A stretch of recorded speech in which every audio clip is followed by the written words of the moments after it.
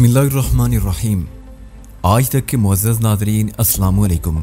अब किस नंबर 21 मुलाहिज़ा फरमाएं। गौहर का ये अंदाज़ा दुरुस्त निकला कि पहाड़ी की चोटी पर एक निगरान की चौकी मौजूद थी। चोटी पर बहुत बड़ी जगह हमवार थी जहाँ ये चौकी कायम की गई थी। एक तरफ लकड़ी के दो छोटे कमरे भी बने हुए थे, जबकि एक जगह रेत की बोरियां रखकर मोर्चा सा बना दिया गया था और वहाँ दो भारी मशीन गनें नस्ब थी। दोनों मशीन गनों पर गनमैन बैठे हुए थे। दो मुहाफिज कंधों पर सब मशीन गने लटकाए टहल रहे थे। पहाड़ी पर चढ़ते हुए गौर के एक साथी के पैर के नीचे से पत्थर निकल गया और पुरशोर आवाज से ढुलान पर लुढ़कने लगा। कौन है वहां? रुक जाओ। फजा में एक मुहाफिज की आवाज गूंजी। गौर के दो आदमी मुहाफिजों की नजर में आ गए थे। मुहाफिजों ने फायरिंग शुरू कर दी। गौर के दोनों साथी फायरिंग की जद में आ गए। दोनों के जिस्म गोलियों से छिलनी हो गए और वो ढुलान पर लुढ़कते चले गए। फायर! गौहर चीखा। मुख्तलिफ पत्थरों के पीछे छुपे हुए मुजाहिदीन ने फायरिंग शुरू कर दी। भारतीयों की दोनों भारी मशीन गनें भी बैक वक्त धाड़ने लगी। तारक जिस पत्थर के पीछे छुपा हुआ था उस पर गोलियों की बारिश हो रही थी। नीलम भी तारक के साथ थी। तुम फायरिंग जारी रखो, मैं उस तरफ से ऊपर जाने की कोशिश करता हूँ, तारक ने नीलम से कहा और पत्थरों की आड़ में रेंगता हुआ आगे बढ़ने लगा। एक जगह तारक रुक गया। वो जिस पत्थर के पीछे छुपा हुआ था मशीन गन वाला मोर्चा वहां से तकरीबन 15 गज ऊपर था। उसने जेब से हैंड ग्रेनेड निकाला और उसकी पिन खींची और खड़े होकर उसे पूरी कुव्वत से मोर्चे की तरफ उछाल दिया। हैंड ग्रेनेड फेंकती वो नीचे लेट गया। उसी लम्हे कान फाड़ देने वाला धमाका हुआ। ग्रेनेड मोर्चे के बाहर गिरा था। तारक ने एक लम्हा भी जाया किए बगैर दूसरा हैंड ग्रेनेड उछाल दिया। यह ग्रेनेड मोर्चे के अंदर गिरा। एक और धमाका हुआ और मोर्चा किसी परिंदे के घोंसले की तरह बिखर गया। मशीन गनों और गनमैनों की लाशों के टुकड़े चारों जानिब बिखर गए। मुजाहिदीन अल्लाहु अकबर का नारा बुलंद करते हुए चौकी पर पहुंच गए। चौकी के एक दो मुहाफिज जिंदा बच गए थे और अपनी जान बचाने के लिए बड़ी तेजी से दूसरी तरफ ढुलान पर दौड़ रहे थे। मुजाहिदीन उन पर फायरिंग जारी रखी। पहाड़ी के दामने में फौजी कैंप में खलबली सी मच गई। कैंप से ऊपर वाली चौकी तक आने के लिए पहाड़ी पर बल खाता एक कुशादा रास्ता मौजूद था जिस पर भारी ट्रक चल सकते थे। कई गाड़ियों के हेडलैम्प्स की रोशनियां इस वक्त भी पहाड़ी की बल खाती हुई सड़क पर नजर आ रही थी, जिसका मतलब था कि भारतीय फौजी ऊपर आ रहे थे। शमरोद! फजा में गौर की आवाज गूंजी। रॉकेट फायर करो! वो मुजाहिदीन जिनके पास रॉकेट लॉन्चर थे पोजीशन लेकर बैठ गए। कुछ ही देर बाद बैक वक्त 4 रॉकेट फायर हुए तो फौजी कैंप पर गोया क़यामत टूट पड़ी। ठीक उसी वक्त पहाड़ी पर दाएं और बाएं सम से फायरिंग शुरू हो गई। कुछ भारतीय फौजी उन इतराफ से पहाड़ी पर पहुंचने में कामयाब हो गए थे और उन्होंने मुजाहिदीन को घेरे में लेने की कोशिश करते हुए फायर खोल दिए। कैंप में मुसलसल कान फाड़ देने वाले खौफनाक धमाके गूंज रहे थे। गौर ने चीख कर अपने साथियों को वापसी का हुक्म दिया। उनका मकसद पूरा हो चुका था। मुजाहिदीन घेरा तोड़ने की कोशिश करते हुए मुख्तलिफ समतों से निकलने की कोशिश कर रहे थे। तारक और नीलम गौर के साथ थे और वो पहाड़ी के ऊपर दूसरी तरफ जाने की कोशिश कर रहे थे। इसी दौरान गौर के एक और साथी की खौफनाक चीख गूंजी और वो ढुलान पर लुढ़कता चला गया। इस मार्के में ये तीसरा मुजाहिद शहीद हुआ था। तारक नीलम का हाथ पकड़े उसे ढुलान पर खींचता हुआ जा रहा था। नीलम ने अब तक मर्दों ही की तरह बहादुरी का मुजाहरा किया था। उसने साबित कर दिया था कि वो एक औरत ही नहीं, एक दलेर और बाहिम्मत मुजाहिदा भी थी। ढुलान पर दौड़ते हुए अचानक तारक का पैर फिसल गया। नीलम उसे संभालने की कोशिश की लेकिन वो खुद भी अपना तवाज़ुन बरकरार ना रख सकी और दोनों ढुलान पर लुढ़कने लगे और आखिरकार एक पत्थर के साथ टकरा कर रुक गए। तारक और नीलम एक दूसरे के नीचे ऊपर थे। तारक ने संभलने की कोशिश की लेकिन उसी वक्त एक खौफनाक हुर्राहट उसकी समा से टकराई। अपनी जगह से हरकत मत करना। तारक और नीलम ने बैक वक्त ऊपर देखा। उसके साथ ही उन्हें यूं महसूस हुआ जैसे दिल उनके दब कर रह गए हों। उनके सामने 3 भारतीय फौजी सब मशीन गने ताने खड़े थे। अगर हम चाहें तो तुम दोनों के जिस्मों में इतनी गोलियां उतार दें कि जख्मों का शुमार मुश्किल हो जाए, लेकिन हम तुम्हें जिंदा रखेंगे ताकि तुम्हारे साथियों के ठिकाने के बारे में मालूम कर सकें, एक फौजी ने दाढ़ते हुए कहा। नीलम और तारक अभी तक जमीन पर पड़े हुए थे। पहाड़ी की दूसरी तरफ कैंप में अभी तक मुसलसल धमाके हो रहे थे। अचानक दाईं तरफ आहट सुनकर वो तीनों फौजी उस तरफ घूम गए और इससे पहले कि वो कुछ समझ सकते फजा फायरिंग की आवाज से गूंज उठी। तीनों फौजी खून में लथपथ होकर गिरे। उनके जिस्म छिलनी हो गए थे। एक फौजी नीलम के ऊपर गिरा था। उसके जख्मों से बहने वाले खून ने नीलम के लिबास को भी तर कर दिया था। नीलम के मुंह से हल्की सी चीख निकल गई।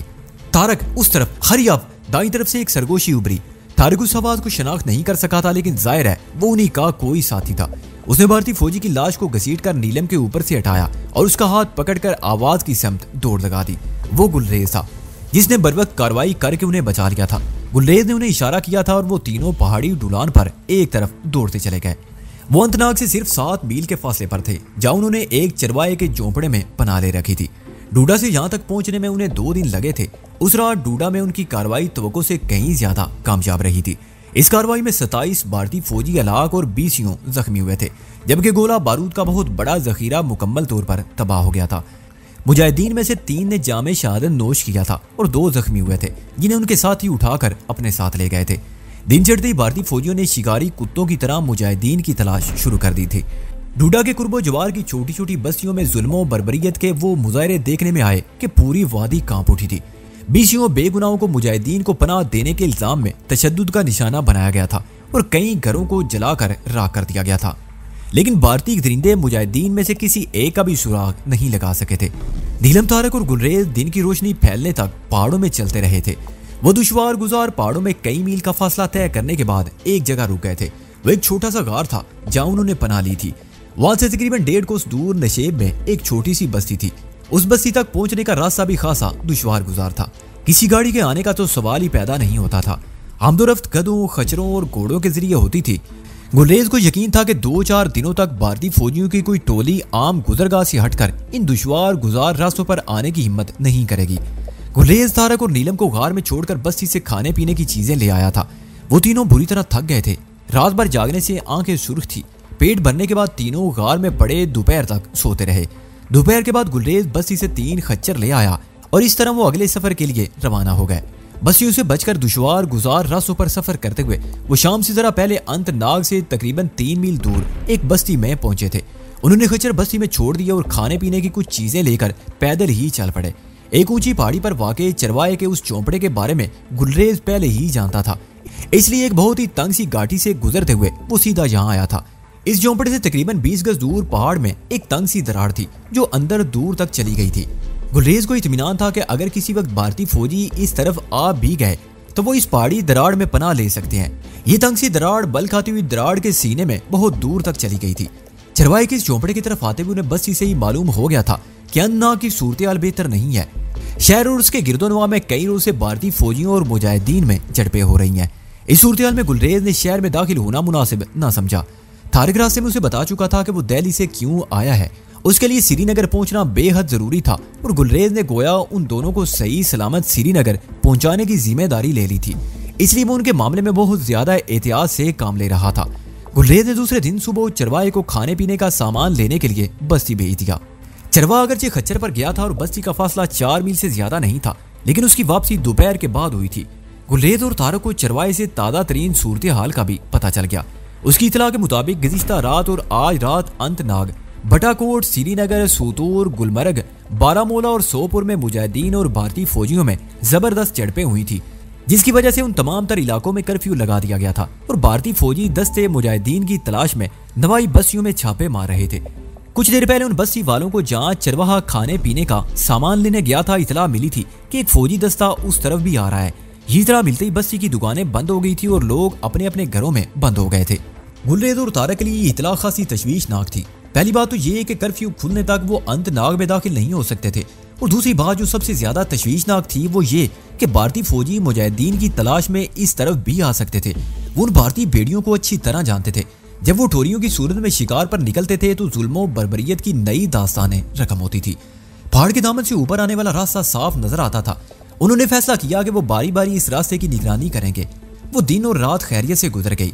भारतीय फौजी अगर बस्ती में आए भी थे तो उन्होंने इस तरफ का रुख नहीं किया था। अलबत्ता दूसरे दिन सुबह सवेरे जब तारक झोंपड़े के करीब एक पत्थर से टेक लगाए बैठा रास्ते की निगरानी के फराइज अंजाम दे रहा था तो वादी में बहुत दूर एक जगह से धुआं उठते देखकर वो चौंक गया। गाढ़ा स्याह धुआं बादलों की सूरत में ऊपर की तरफ उठ रहा था। तारक को अंदाजा लगाने में दुश्वारी पेश नहीं आई कि वो धुआं वहां से 4 मील दूर वाक़े बस्ती से उठ रहा था। इसका मतलब था भारतीय फौजी सुबह सवेरे ही बस्ती में पहुंच गए थे और उन्होंने अपनी बर्बरियत का मुजाहरा शुरू कर दिया था। 6 मिनट बाद नशेब में एक जगह एक फौजी जीप रुकते देखकर तारक चौंक गया। जिस जगह जीप रुकी थी वो एक दोराहा था। वहां से एक कच्ची सड़क गोंदा और रामबन की तरफ और दूसरी सड़क गांव और नागाबल से होती हुई श्रीनगर की तरफ चली गई थी। वो फौजी जीप बस्ती की तरफ से आकर रुकी थी। तारक पत्थर की आड़ में रेंगता हुआ झोंपड़े में पहुंच गया। नीलम एक कोने में कंबल में लिपटी सो रही थी। दूसरी तरफ गुलरेज लेटा हुआ था। वो बेदार हो गया लेकिन कंबल से निकलने को शायद उसका दिल नहीं चाह रहा था। बूढ़ा चरवाहा झोंपड़े के पिछली तरफ चूल्हा जलाने के लिए लकड़ियां जमा कर रहा था। खैरियत, इतने बदहवास क्यों हो रहे हो? गुलरेज ने तारक को बदहवासी में झोंपड़े में दाखिल होते देखकर पूछा। पहाड़ के दामन में एक फौजी जीप आ रुकी है। उसमें 4 फौजी हैं और वो लोग जीप से उतरकर इसी तरफ आ रहे हैं, तारक ने बताया। गुलेज एक झटके से उठकर झोंपड़े से बाहर निकल गया। तारक झुंझोड़कर नीलम को जगाने लगा। नीलम इस तरह जगाए जाने से बदहवास हो गई। जब तारक ने उसे भारतीय फौजियों के बारे में बताया तो उसके ज़हन पर तारी नींद का सारा खुमार उड़ गया। वो एक झटके से उठ गई और बिखरे हुए तमाम कंबल उठाकर एक कोने में डाल दिए। 2 मिनट बाद गुलरेज वापस आ गया। अपनी चीजें समेटो, जल्दी करो, पहाड़ की दरार में, गुलरेज ने कहा। उन तीनों ने अपनी अपनी राइफलें उठा ली और रेंगते हुए पहाड़ी दरार की तरफ बढ़ने लगे।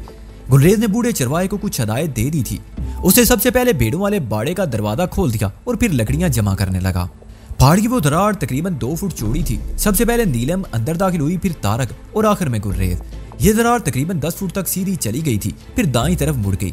6-7 मिनट के बाद ये दरार बाईं तरफ मुड़ गई थी।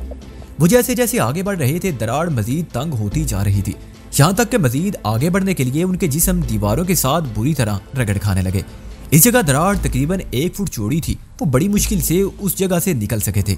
आगे चलकर ये दरार एकदम कुशादा हो गई थी और आखिरकार वो एक कुशादा गार में पहुंच गए। इस गार में घुटन का एहसास बिल्कुल नहीं था। दाईं तरफ एक जगह बहुत मदम सी रोशनी भी नजर आ रही थी। ये जगह बिल्कुल महफूज है, गुलरेज ने कहा। फौजी अव्वल तो दरार में दाखिल होने की कोशिश नहीं करेंगे। अगर उनमें से कोई दरार में दाखिल हुआ भी तो ज्यादा आगे नहीं बढ़ेगा। तुम लोग यहीं रुको, मैं देखता हूँ, उस तरफ शायद कोई रास्ता है। गुलरेज गार के उस हिस्से की तरफ बढ़ गया जहां मदम सी रोशनी नजर आ रही थी। वहां पहुंचकर वो दाईं बाईं देखने लगा। फिर ऊपर देखा, उसके सर के ऐन ऊपर काफी बुलंदी पर चट्टान में एक छोटा सा दहाना नजर आ रहा था, जैसे छत में कोई रोशनदान हो। ये रोशनी वहीं से आ रही थी। अगर सूरज सर पर होता तो धूप की किरणें भी गार में आ सकती थी। गुलरेज इधर उधर देखने लगा। उसे दाईं तरफ एक तंग सा रास्ता नजर आया। वो उस रास्ते पर आगे बढ़ता चला गया।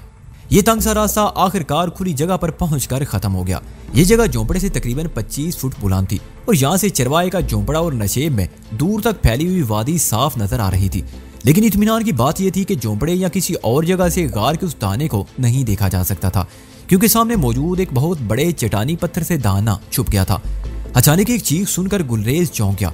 उसने चट्टानी पत्थर की आड़ से झांक कर देखा। बूढ़ा चरवा पुश्त के बल जमीन पर पड़ा था और एक फौजी दोनों हाथों से पूरी कुव्वत के साथ उसका दायां पैर मरोड़ रहा था। 2 फौजियों ने बूढ़े को गिरफ्त में ले रखा था, जबकि चौथा फौजी उनके करीब खड़ा था। बूढ़े का चेहरा और लिबास लहू लोहान था, जिसका मतलब था कि चंद मिनट में उस पर बेपनाह तशद्दुद किया गया था। वो लोग बूढ़े की चीखों की आवाज गालिबन इसलिए नहीं सुन सके थे कि वो पहाड़ के अंदर थे और बाहर की आवाज वहां तक नहीं पहुंच सकी थी। बूढ़े की चीखें फजा में गूंज रही थी। उसका पैर छोड़ दिया गया। गालिबन उससे कोई सवाल पूछा गया था, जिस पर बूढ़ा जोर जोर से नफी में सर हिलाने लगा। एक फौजी ने राइफल का रुख बूढ़े के सीने की तरफ कर दिया। बूढ़ा इस वक्त भी नफी में सर हिलाता रहा और फिर फायर की आवाज से फजा गूंज उठी। भारतीय फौजी की राइफल से निकली हुई गोली ने बूढ़े कश्मीरी के सीने में शगाफ डाल दिया। गुलरेज ये सब कुछ देख रहा था। उसकी कुव्वत बर्दाश्त जवाब दे गई। उसने भारतीय फौजियों की तरफ देखा। वो चारों एक जगह जमा थे और झोंपड़े से निकाले हुए सामान का जायजा ले रहे थे। गुलरेज ने अपनी सब मशीन गन सीधी कर ली और दांत कुचकुचाते हुए फायर खोल दिया। भारतीय फौजियों को संभलने या भागने का मौका तक नहीं मिल सका। फायरिंग के साथ उन चारों की चीखें फजा में गूंजी और वो चारों ढेर हो गए। गुलरेज दोबारा गार में उतर गया। उसने तारक और नीलम को सूरत हाल से आगाह कर दिया और वो तीनों गार से बाहर आ गए।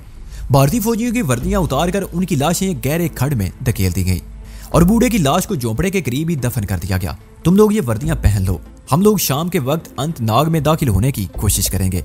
मैं जीप का बंदोबस्त करके आता हूँ ताकि किसी की नजरों में ना आ सके, गुलरेज ने कहा और तेजी से ढुलान पर उतरता चला गया। गुलरेज तकरीबन 1 घंटे बाद वापस आया था। इसी दौरान नीलम और तारक पहाड़ की खूह में छुपे रहे। गुलरेज को आते देखकर वो सामने आ गए। मैंने जीप को एक ऐसी जगह छुपा दिया है जहाँ उनके फरिश्ते भी नहीं पहुंच सकते, लेकिन तुम लोगों ने वर्दियां नहीं पहनी, गुलरेज ने कहा। यहाँ से निकलना तो शाम को है, रवानगी से पहले पहन लेंगे, तारक ने जवाब दिया।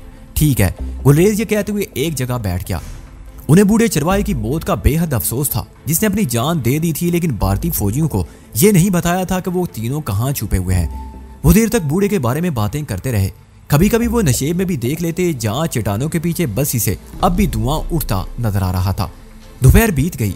4 बजे के करीब वो चरवाहे के झोंपड़े से निकल आए। उन्होंने अपने कपड़ों के ऊपर ही भारतीय फौजी वर्दियां चढ़ा ली थी।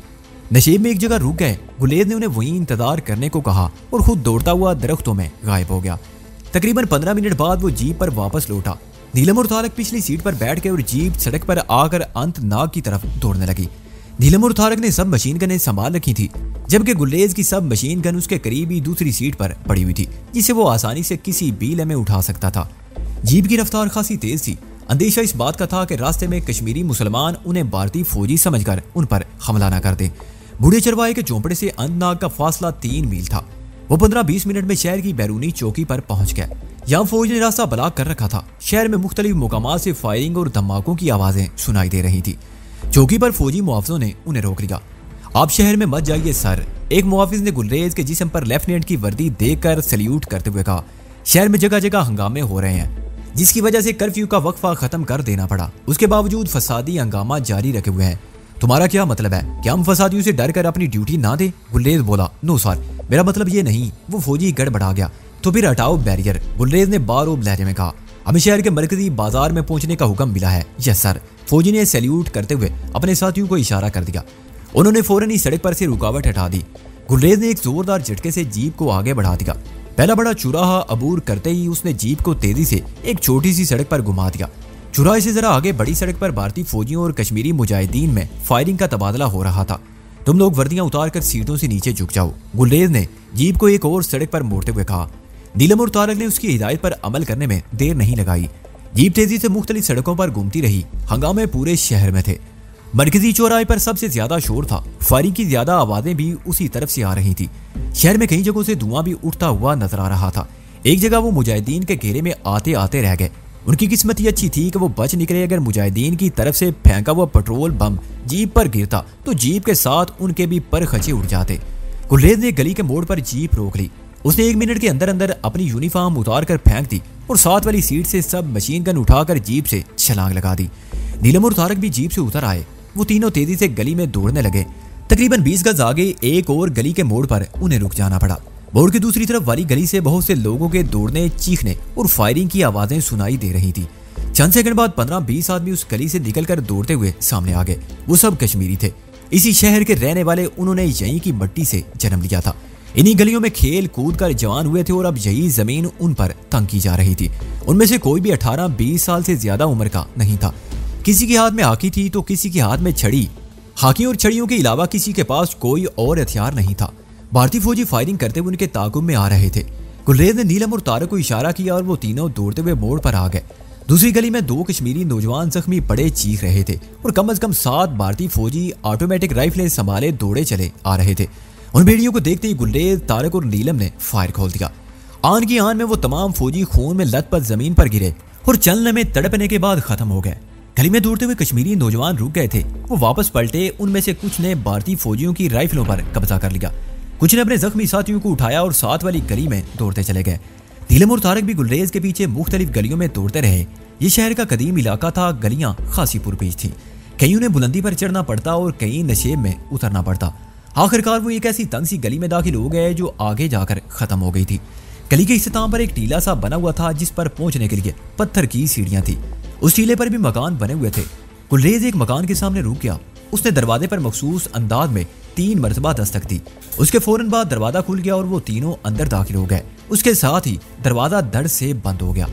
शहर में 3 दिन से खून रेज हंगामे जारी थे। गली कूचों में मुसल्ला भारतीय फौजियों के दस्तों से झड़पों में बहुत से कश्मीरी मुसलमान शहीद और दर्जनों जख्मी हो चुके थे, जबकि मुख्तलिफ मुकामात पर 20 भारतीय फौजी मुजाहिदीन के हाथों जहन्नुम वासिल हो चुके थे। गुलरेज, नीलम और तारक को उस मकान में छोड़कर उसी रात गायब हो गया था। उस मकान में एक 70 साल बूढ़े के अलावा 2 औरतें भी थी।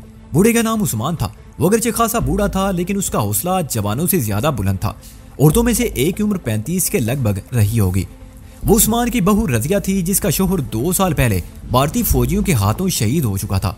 दूसरी औरत का नाम गजाला था। उसकी उम्र 24-25 के लगभग रही होगी।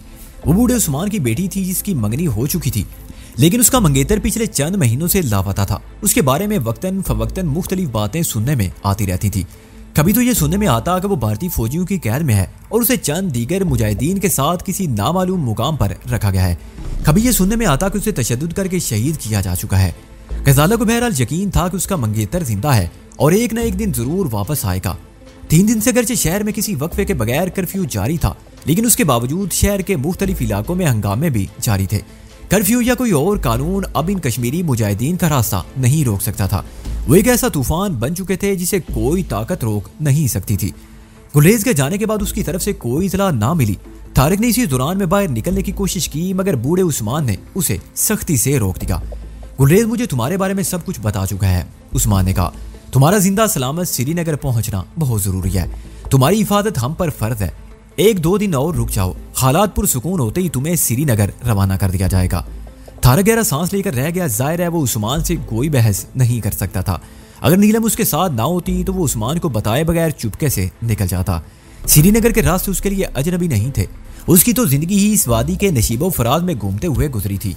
वो नीलम की वजह से मजबूर था। नीलम को बाहिफाजत गुलबर्ग पहुंचाना उसकी जिम्मेदारी थी। वो उसे अकेला छोड़कर नहीं जा सकता था। वो चौथे दिन की शाम थी। अंधेरा भी पूरी तरह फैला नहीं था। रजिया आंगन के कोने में चूल्हे के पास बैठी खाना तैयार कर रही थी। गजाला और नीलम करीब ही एक छलंगा सी चारपाई पर बैठी बातें कर रही थी। उस्मान बाबा घर पर नहीं थे। तारक छत पर था। इस 2 मंजिला मकान की तामीर में ज्यादातर लकड़ी इस्तेमाल की गई थी। ऊपर की मंजिल तो मुकम्मल तौर पर लकड़ी से बनी हुई थी। नीलम रात को नीचे गजाला के कमरे में सोती थी, जबकि तारक को ऊपर की मंजिल पर कमरा दे दिया गया था। ऊपर भी 2 कमरे थे और उनके सामने एक छोटा सा सहन भी था। तारक अपने कमरे में बैठा रेडियो पर कोई ऐसा स्टेशन सेट करने की कोशिश में था जहां से खबरें आ रही हों, लेकिन उस वक्त शायद किसी भी स्टेशन पर खबरों का प्रोग्राम नहीं था। वो कुर्सी पर बैठा कतरे आगे को झुका मेज पर रखे हुए रेडियो का बटन घुमा रहा था कि एक कान फाड़ देने वाला धमाका हुआ। धमाका इस कदर जोरदार था कि फजा तक लर्ज उठी। मकान की दीवारें यूं लर्ज उठी जैसे उसके ऊपर आ गिरेंगी। यूं लगता था जैसे ये धमाका बहुत करीब हुआ हो। तारक दौड़कर कमरे से निकल आया और सेन में खड़े होकर चारों तरफ देखने लगा। आसपास भी 2 मंजिला मकान थे। वो तख्तों की सीढ़ी पर दौड़ता हुआ अपने कमरे की छत पर पहुंच गया। दाईं तरफ गालबन शहर के मरकजी चौराहे से शोलों और धुएं के बादल उठते नजर आ रहे थे। धमाके की बादगिश्त अगरचे खत्म हो चुकी थी, लेकिन फायरिंग की आवाजों से फजा अभी तक गूंज रही थी। तारक छत पर खड़ा परेशान नजरों से शोलों और धुएं के बादलों की तरफ देखता रहा। फिर छत से उतरकर निचले सेन में आ गया। गजाला वगैरह भी कुछ बदहवास सी नजर आ रही थी। क्या हुआ? ये धमाका कहाँ हुआ है? रजिया ने पूछा। धमाका गालबन मरकजी चौराहे पर हुआ है। शोले और धुआं उसी तरफ से उठते हुए नजर आ रहे हैं, तारक ने बताया। खुदा खैर करे, ऐसा जबरदस्त धमाका पहले कभी नहीं हुआ, रजिया बोली। मैं मालूम करके आता हूँ, तारक ने कहा और ऊपर से अपने कमरे से अपनी सब मशीन गन ले आया। उसने बैरूनी दरवाजे की तरफ 2-3 कदम ही उठाए थे कि गली में दौड़ते हुए कदमों की और शोर की आवाजें सुनाई दी। उसके साथ ही फायरिंग की आवाजें भी गूंजने लगी। रजिया एक झटके से चूल्हे के सामने से उठ गई। गजाला दौड़कर अंदर से राइफलें निकाल लाई। उसने एक राइफल नीलम के हाथ में थमा दी और एक रजिया की तरफ उछाल दी। रजिया ने बड़े माहिराना अंदाज में राइफल को हवा में पकड़ दिया। ठीक उसी लम्हे दरवाजा एक जोरदार धमाके से खुला और 2 नौउम्र लड़के अंदर दाखिल हुए।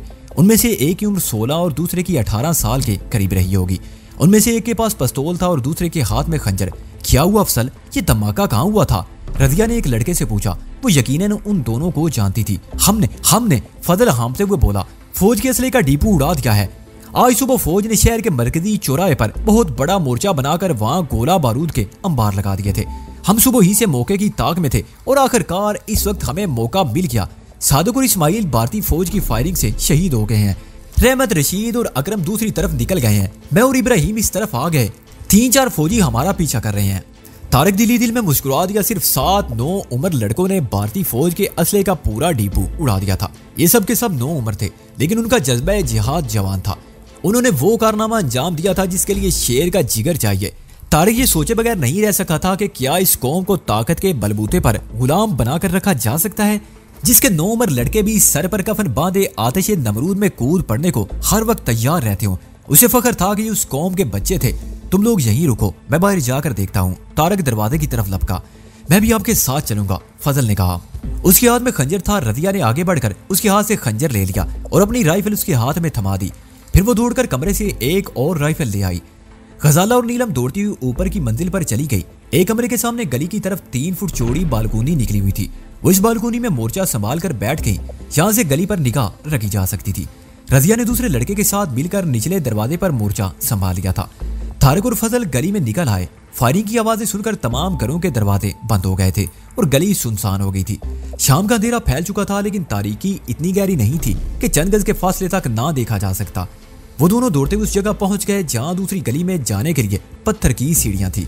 वो सीढ़ियों पर रुक गए और मुतजस्सिस निगाहों से इधर उधर देखने लगे। फौजी यहीं किसी गली में होंगे, वो शायद हमें इस तरफ आते हुए नहीं देख सके थे, फजल ने कहा।